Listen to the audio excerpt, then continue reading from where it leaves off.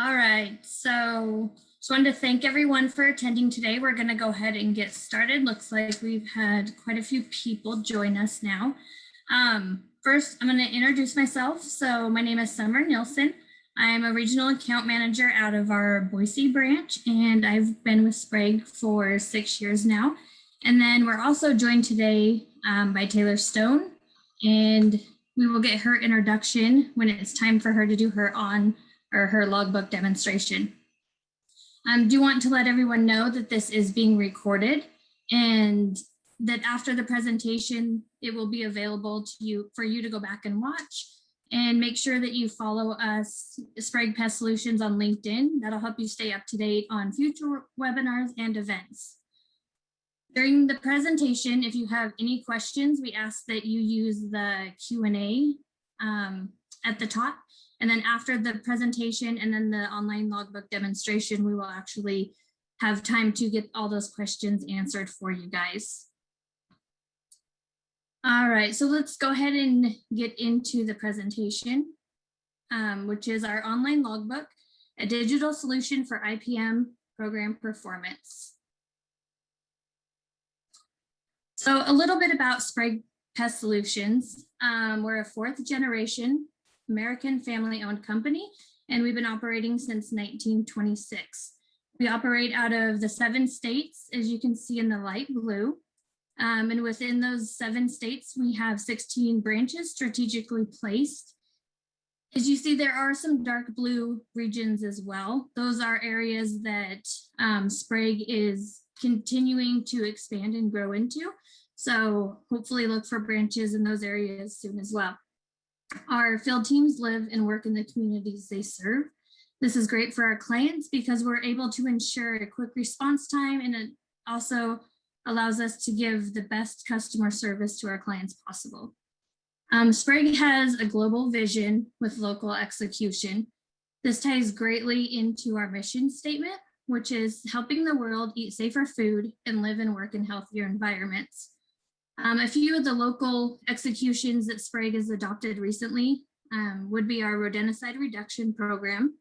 We also have remote sensing devices for rodents, and as well as hybrid vehicles within our fleet. All of these help us reduce our carbon footprint. Sprague is committed to quality, as you can see from this webinar that you're taking now. We always offer stuff for our clients to get better and learn more along with us. And we also have extensive training programs for our employees. We are always striving to become the leaders in pest prevention and technology. And we are 100% commercial only, which means we don't have those constant distractions of residential services, always calling in and having to rearrange the schedules to fit their needs as well. Some of the industries we serve. So like I said just a little bit ago, Sprague is 100% commercial, with our biggest industry within that commercial footprint being food processing and manufacturing. And that's one of the reasons that Sprague came up with the online logbook. We actually sat down with some of the third-party auditing agencies and went over to develop this program to bring it to you guys online instead of having those big old thick paper logbooks. So Sprague services. Sprague is a full service company. We just don't offer pest control. We do other services such as bed bugs, bird control. We also offer risk assessments and consulting. And as well as we've adopted recently commercial disinfecting for coronavirus, other pathogens as well. And like this online webinar, we offer training and education for our clients and our staff. And then, like I said, we are always leaders in innovation and technology. So our reporting and monitoring technology are some of the best out there. Wanted to touch on integrated pest management a little bit. So Sprague takes a proactive approach to pest control, which means we don't have cookie cutter programs for everybody. And we specifically tailor those programs to fit our clients, depending on, which auditing standards you are. whether it be organic, if you have GAP, SQF, and all those. And Sprague technology. So we offer the 3 different uses of technology on the side. So we're going to get into our online logbook. We also have an online service binder. So those are more for our restaurants, hotels, the type of places, commercial clients that aren't third-party audited. We do have a customer portal, which gives you more information. It's our, we kind of like to call it the logbook on steroids. It gives you everything that you need for the entire life of your account, whereas the logbook is for, it is only for third-party auditing, exactly what the auditors need and nothing more. And I'm going to go ahead and turn this over to Taylor now, and she's going to give you guys the live logbook demonstration. Hello, I'm Taylor. I'm our logbook specialist and our admin coordinator out of Boise, Idaho. I've been with Sprague for 5 years. I'm going to share my screen with you guys and go on over to our demo account. Okay. So just a few things to note. This is our demonstration account. So in some areas, it may be a little outdated. Just know that when it comes to your logbook, it will be a trailing year's worth of data, as well as obviously up-to-date documents on it.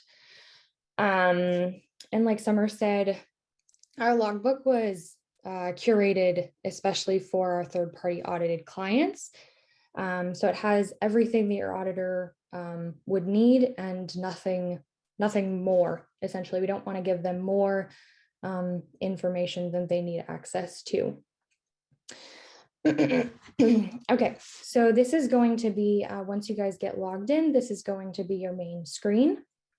And right here, it'll tell you the dates that you're looking at. So essentially, if we were to complete a service today, on April 27th, then April 27th is 7th service from last year would then fall off. So then you just follow like that for a trailing year.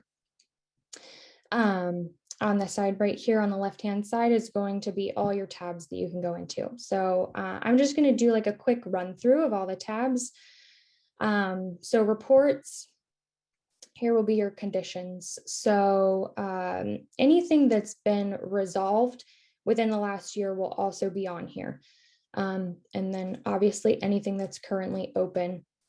And it'll kind of just explain that conditions are supposed to be checked every service. So every time they go in, it should say, you know, last checked date right here. And then it just kind of explains exactly what the condition is. This also helps you guys if there's, you know, there's a device blocked by clutter. That's something that you guys can look at to make sure that your product is out of the way to help us do our jobs better. Make sure we can get to all the devices. Device trending is going to be one of the biggest ones. So in this drop-down menu, I'm going to go to say your ILTs, and it'll show right here your area. So everything will be broken down by area for you. And then it'll show all the devices, all the activity that we've seen in your devices. So we'll just take this one right here, ILT number 5, and it'll go by date to show you all the captures we've had. On the top of the screen, it'll have a legend, so you can kind of decipher what was captured in each device. The device trending is going to be more of a really detailed breakdown.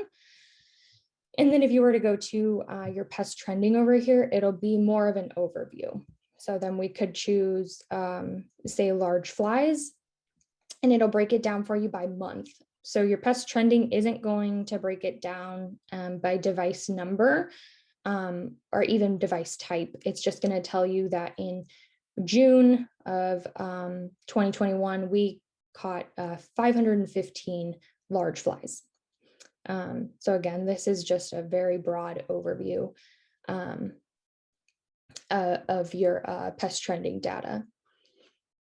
And then it'll break down your service records. So again, this is only the data that your auditor needs. So if we were to click one of these and go into view, you'll notice that there are no comments. There's not a whole lot of information on here. Again, specifically because that's information that your auditor doesn't necessarily need to see. So this gives them just a brief overview, shows you the devices and the times that they were inspected. And you could go all the way down and see. It will show comments on the actual devices. So it'll show you this pheromone trap number 2 was skipped because it wasn't accessible. Again, just a very brief overview. It'll have your signatures, time in, time out.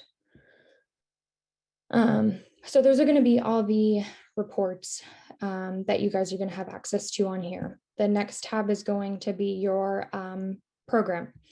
So if we go into program description, the first document that you'll see is your contracted services. This is essentially all the services that we're providing to you. And just a note, this is not your legally binding contract. That's going to be a completely separate document.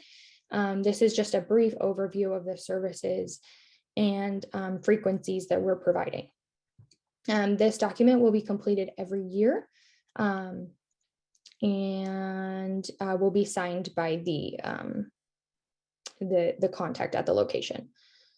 So in this case, we're doing interior rodent service on a weekly basis, exterior on a monthly, ants and roaches as needed, ILTs weekly. And so again, if we were doing perimeter sprays, that would be on here, as well as the frequency, et cetera, onto all the other services that we could provide it. In the program part, there's also going to be a few documents like this one that are considered static documents. So these documents don't change throughout the year. They're going to remain the same. It's more of just documents that we keep in there. They do change occasionally on the corporate level, but this is not something that our technicians will be editing. So this is your threshold document. So essentially, we set a threshold for each pest, and once that threshold is exceeded, so for instance, if we look at mice, just the first category, one mouse caught in the same trap for 3 consecutive services, we would then escalate that and go through this action plan. And again, this is something that your technician would be speaking to you about, but auditors will look at the captures in certain traps, and they will revert back to this threshold document to ensure that we've followed through with our action plan. So again, this is just for every pest, ants, flies, etc., that they will look through. Under program support, we'll have annual reviews and quarterly reviews. To note for this, every client will receive an annual review done in January. At the beginning of the year, that will review the last year's worth of data. And moving forward, only if a client requests it, or if you are audited by AIB, will you receive the quarterly reviews. So not everyone will receive quarterly reviews, again, unless you request them or are audited by AIB, because they're the only auditing agency that requires them at this time. So again, it'll just state the date. It'll say annual or quarterly, depending on the period that we're in. And this just goes through in detail the last year's worth of data. If there's any open conditions or things that you guys need to fix or correct, again, as far as sanitation or structural as well. And then we'll also add on here if we feel any services need to be added to the program or adjusted. So in this case, the technician put possibility of adding insect light traps to the dryer building. So things like that will also be added on here. And then this is to be reviewed with you guys and then signed off. And again, for the case of our demonstration account, it does go through quarterlies and they look exactly the same, just done on a quarterly basis to review the last quarter's worth of trending data. And again, these two other documents are just static documents, just to help clarify the program in place. The next tab is going to be your materials. So if you look in your SDS and labels, this will be only materials that have been used within the last year. So anything beyond that, we're not going to load every possible SDSN label that we have, as that just essentially just bogs up your account. It's too much data that your auditor doesn't need.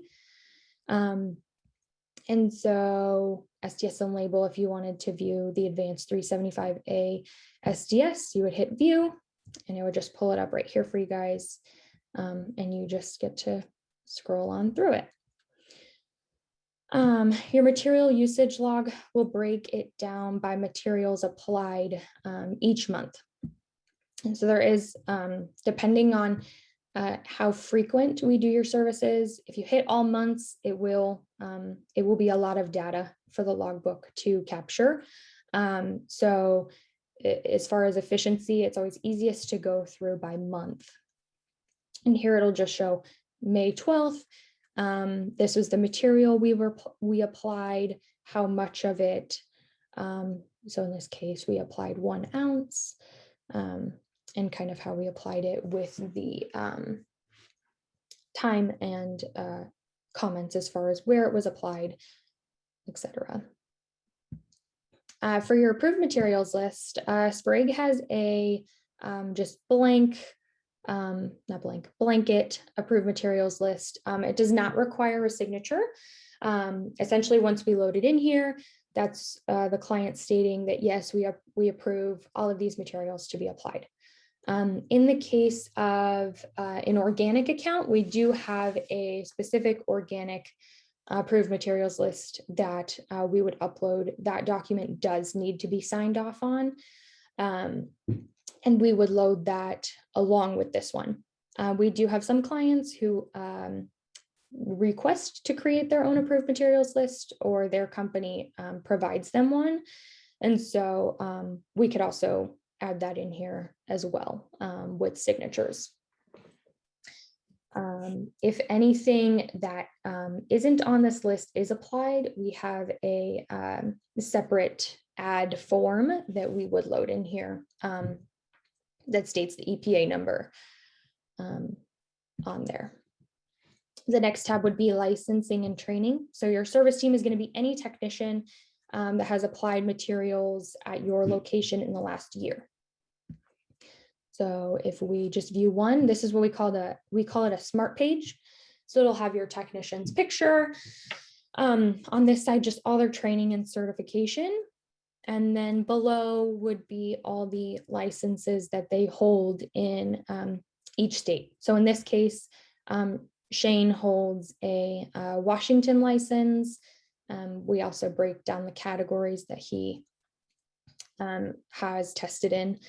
There are some technicians who will hold licenses in multiple states. And so any license that they hold will be on here. Business licenses will also be located on their smart page. So in the case of Washington, Larry Trelevin is the business license that your auditor would be looking for. And again, all of these would look exactly the same, just with that specific technician's information on it. Supporting documents. looks like it's not in here right now, but this is where your certificate of insurance would be. So every year that globally gets updated, and there would be a certificate of insurance in here for you guys to view. And then the final tab would be your device map. So when your account is initially set up, the technician will go, they will place out all their devices, and they would bring a hand-drawn map into the office, and the admin there would then create this electronic map. And every year this gets signed. And so the technician should be reviewing it every service to verify its accuracy, but then once a year, your technician or the admin in the office will sign off on this map, and it will be uploaded. And I believe that was the gist of the logbook demo. So I will stop sharing my screen and hand it back over to Summer. All right, so we're gonna go ahead and get into the Q&A part of it now. Looks like we have 4 questions. So we're gonna read those out loud, and then one of us will answer them. So if you do have any questions, again, just go ahead and type them in the Q&A so that we can get those answered for you. Okie dokie. Okay, so the first question that we have is, how does Sprague know what information our auditor wants to see? So I'll pass that one on to Summer. All right, so like I said in the beginning, the logbook was created with some of the third-party auditing agencies so that we could make sure that we provided everyone, encompass all of the auditing programs together. We also have a technical team that stays up to date on all of our auditing standards to ensure, that we have the most up-to-date requirements, as well as we have some employees that are actually certified in some of those third-party auditing areas, such as Primus and BRC. Okay, next question is, how does the logbook protect my company during an audit? A lot of these are going to be passed to Summer. All right, so how does it protect your company? Well, it provides all the required documentation and records that are needed to pass your audits. And as Taylor stated on the employee smart pages, so the minute a technician does a service, those smart pages are automatically uploaded into the logbook, as well as if they apply a chemical, those are also automatically uploaded in there. So way back when we used to have the paper logbooks, that was one thing that caused clients to lose points.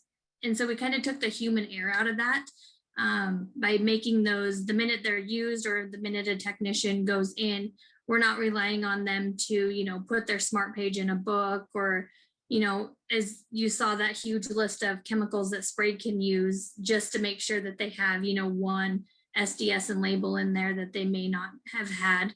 So yeah, hope that answered that question. Okay, next question is, what are some of Sprague's tips for passing my audit successfully?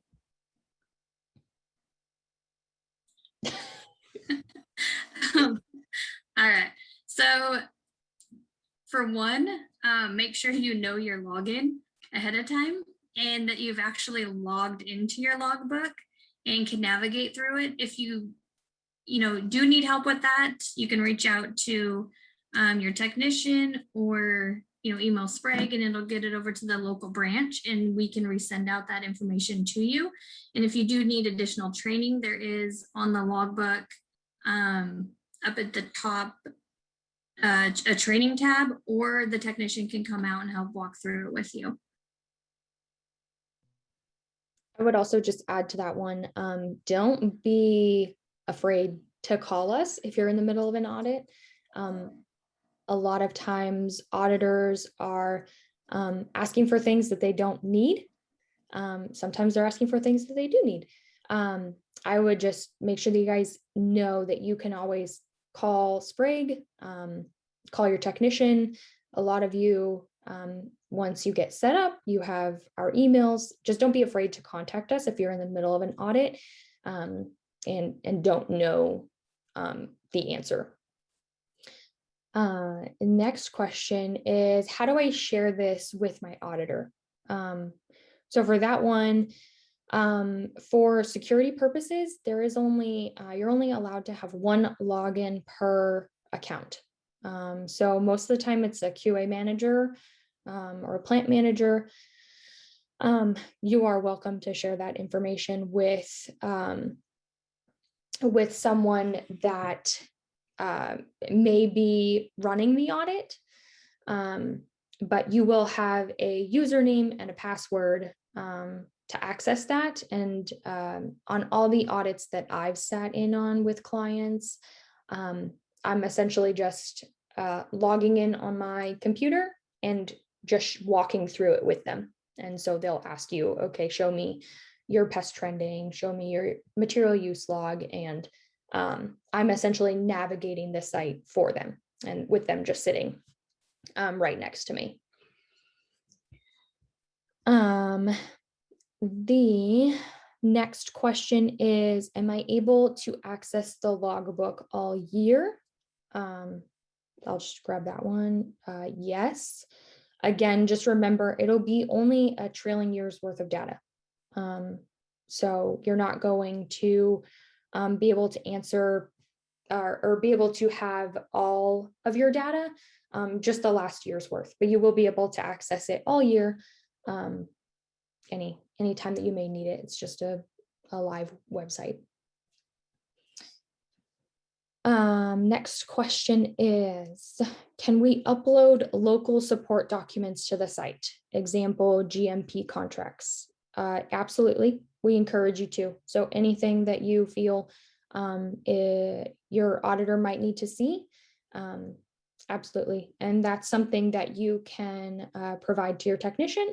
You can email it over to the admin or someone in the local branch, and they can definitely upload that for you. It isn't something that you guys personally have access to upload, but we can do it from your individual office. Absolutely. Okay. I was going to add one thing to the question about accessing your logbook too. So I always tell the clients to just remember that this online logbook is just for auditing purposes. And like when Taylor was going through the demo, she explained how it's a trailing calendar year. And, so if a technician did a service today, that new service for 2021 would actually replace the service for today in 2020. However, that being said, I do get a question asked a lot about being able to access the documents if they're not on there anymore. And we can absolutely do that. That is done through our customer portal. So I just wanted to put that out there that those documents are able to be accessed for the entire life of your account, and we can always pull those up and you guys can get on and do that as well. However, just want to reiterate that auditors only see this online logbook and not the customer portals. Thank you. The next question is for facilities with multiple buildings or addresses, is it possible to have one logbook instead of multiple? Unfortunately, no. So if you have a location that has multiple warehouses and we set them all up on one account, then yes. But if you are a multi-state or multi-region company that has facilities in multiple different cities, etc., we do not have that ability at this time. It is for security purposes.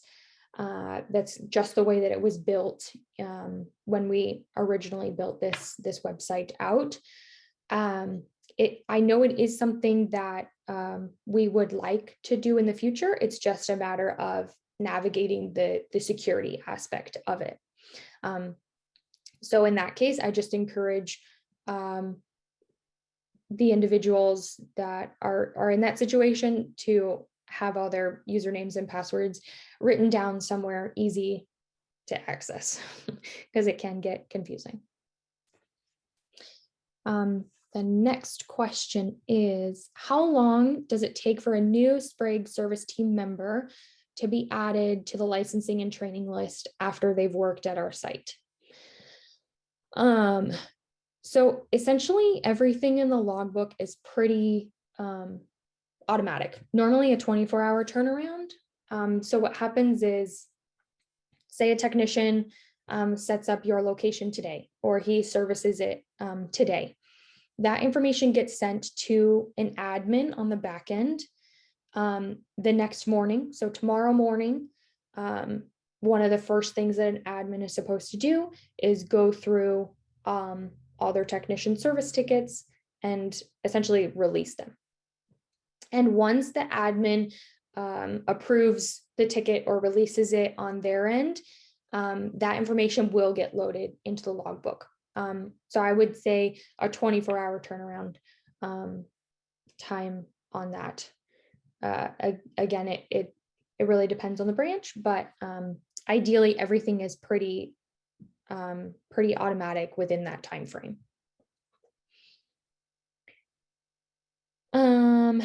Next question is Sprague personnel still going to physically enter data onto OnSite company logbook if company chooses this route? So I'm assuming that this question is meant as far as if you would like to keep a paper logbook on site, if we could do that. Our goal as a company is to move away from paper. We're trying to be as eco-friendly as possible. And so this is our way of doing that. And so in extreme circumstances, I would say yes. We have certain clients that don't have internet access out where they're at, or it's an offsite building, things like that, where they might want to keep a paper logbook. We definitely can, but that would be I would personally say a branch by branch situation for them to decide that. I think either way, we would also keep an online logbook for you, because that's the safest way to do it as far as making sure that your data is accurately documented. I don't know if you had anything to add to that, Summer. But... Yep. Okay, that looks like all the questions that we had. If anyone else has anything that they wanted to add in there or not. Okay, so if you get any more questions, we just want to thank you all for attending. And if you do have questions down the road, you can contact marketing@spragepest.com and they will get those answered for you. Thanks, everyone. Have a great day.